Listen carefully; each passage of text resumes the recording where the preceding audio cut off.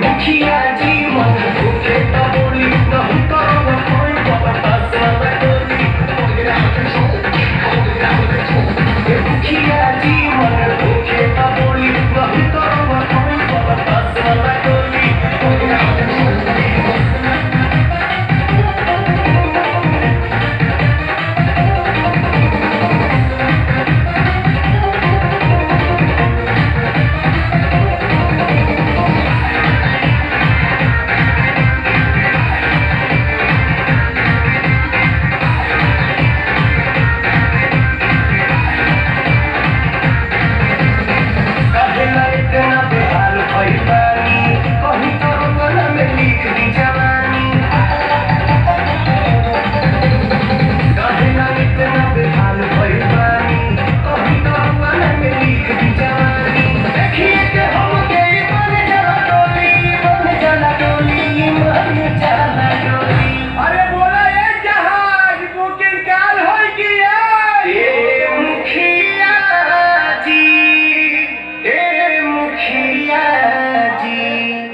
मुखिया जी मन भूखे तो बोली नहीं तो खाई बरता सब